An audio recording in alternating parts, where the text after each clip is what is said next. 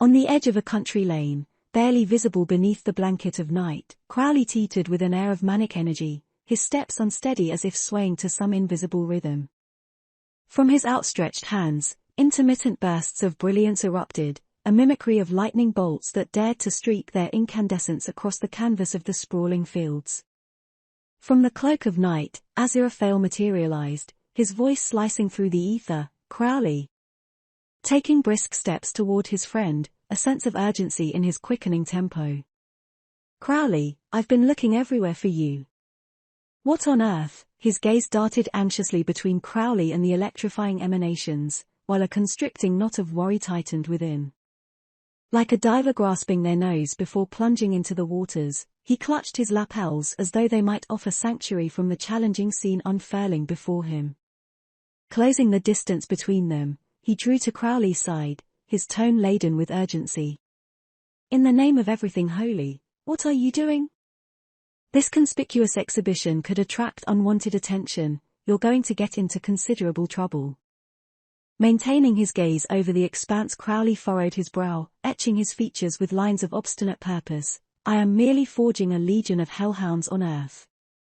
He composed himself in a languid sway to confront Aziraphale, a dance from the unmistakable choreography of the overtly intoxicated. Naturally. He added with a hint of ironic sophistication before readjusting his posture and returning his focus back to his demonic work. Drawing Crowley's hands from their poised position, Aziraphale proclaimed, seeking answers in the depths of those enigmatic eyes, I don't believe it's actually possible to create a hellhound, my dear Crowley. But what on earth prompted you to contemplate such an endeavour? With a mix of curiosity and probing eagerness, his eyes darted over Crowley's form, as though he hoped his gaze alone might extract something recognizable from his friend's countenance. I'm a demon, it's what I do. My hellhounds will walk the earth amass, singing. Crowley paused, staring into the middle distance with a dreamy smile, half raising a relaxed hand towards his shoulder, as if in anticipation to greet an emerging thought like an old friend when it finally arrives. You know, though, slurred Crowley, his eyes half-lidded and glassy, creating hellhounds, not as easy as it sounds. With his relaxed hand finding a new purpose, he began tracing invisible patterns in the air with his fingers as if he were sculpting something only he could see. Gotta give them teeth, and not just any teeth. Teeth that can tear through the very fabric of. He paused abruptly, mumbling, not fabric. More than fabric. Clay. Crowley proclaimed, a suddenness in his voice akin to someone who had just remembered the precise location of their misplaced keys. Molding clay, he continued, but with more fire and brimstone. But's not just about the hounds, it's about the pandas, spandamones, pomondiums, chaos, got to keep them on their toes. A demon struggles being noticed in today, with all their phones in faces, melting ice cats, and nuclear, everything shooting each other for no reason any demon could have thought up. His voice dipped and swayed, dancing with the rhythm of his thoughts, only occasionally tripping over the words that sought to keep up. And your lot can't thwart everything, Crowley muttered, his gaze drifting aimlessly until it settled on Aziraphale. With an unfocused stare, he leaned in closer, his unsteady finger pointed accusingly at Aziraphale. Can they? Won't notice me amongst all this, nah, see this coming. Aziraphale sighed, his patience tested. Oh, I think everyone will be able to see this, he lamented, now, be sensible. With an unexpected burst of vigor, Crowley snapped to attention, his words erupting in an unrestrained torrent. His hands came together in a fervent clap, punctuating his declaration. One wrong move and poof. He let the words linger in the air, pregnant with significance. Next thing you know, everyone's on high alert. It's what we do, isn't it? You and I, all of us.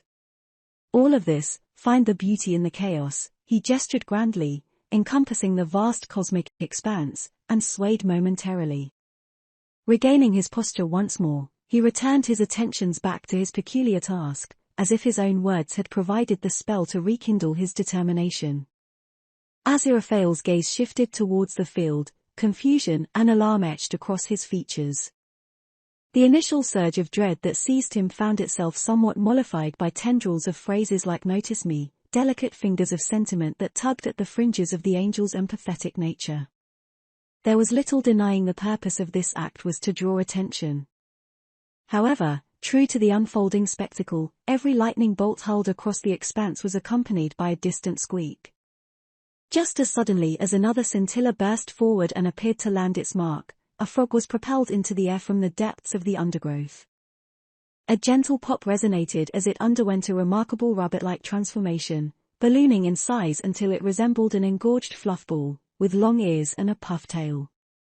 Following this otherworldly metamorphosis, the creature descended back to the ground with a soft bounce, moving like a weighted helium balloon in its newfound form.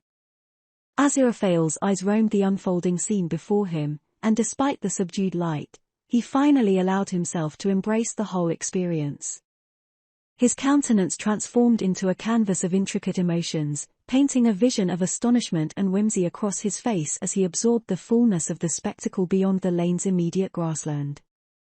A multitude of fluffy spheres bopping across the outlying fields, an orchestrated chaos that painted the landscape in a most surreal pantomime. A wry thought flitted through his mind, well, isn't this quite the infernal spectacle? The corners of his lips curved upward in silent amusement as he pondered, half seriously, whether this was a manifestation of a demon's equivalent to the human phenomenon of haunting pink elephants parading through inebriated minds. With a soft sigh, part sympathy and a smidgen of impatience, his former tensions seemed to slip away like a discarded coat. His attention, a compass needle, swung back to the figure of Crowley. "Right, now then," his tone a blend of gentle urgency, "there's a matter of utmost importance that requires your immediate attention." Aziraphale's eyes bore into Crowley's, earnest and unyielding. "It's time to sober up, old friend, and put an end to this." With a wave of his outstretched fingers, a gesture both elegant and commanding, the bizarre spectacle dissipated like morning mist beneath the sun's gaze. The bouncing fluff balls reverted to their original forms amidst the undergrowth, as if they had been mere winks of a fantastical dream. Crowley's countenance shifted, a slight disgruntled snarl surfacing across his face akin to a child whose enjoyment had been curtailed by a parental intervention. Unperturbed, Aziraphale pressed on, his voice firm yet gentle. "Now, come along," he encouraged, his eyes a beacon of unwavering support. "Let's make our way back to your flat." Crowley's hands found their way to his temples, his posture swaying with a touch of unsteady elegance. His murmured words escaped his lips in a smug, self-indulgent cadence. "You'll need to catch me first, angel." An exasperated sigh slipped from Aziraphale's lips, a testament to the trials of dealing with the incorrigible demon. "Honestly, this is a matter of great importance," he retorted wearily as his gaze swayed back towards the fields, an arched eyebrow silently questioning the wisdom of Crowley's words, as if to convey, "Really?" After countless eons in Crowley's company, he half expected the demon to metamorphose into one of his freshly conjured hellhounds at any given moment. Yet, the futility of such a venture was plain, considering Aziraphale's swift reversion of the creatures to their original state.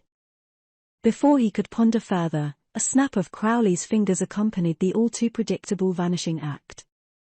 Aziraphale let out a frustrated sigh, his head tilting backward and eyes closing briefly in a portrait of vexation.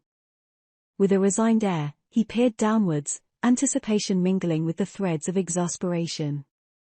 Yet, the scene that met his eyes was a departure from the expected. No fluffy ball of whimsy bounced before him. Instead, sprawled upon the ground was a creature that defied categorization, a rabbit, to be certain, but bedecked with snake-like skin.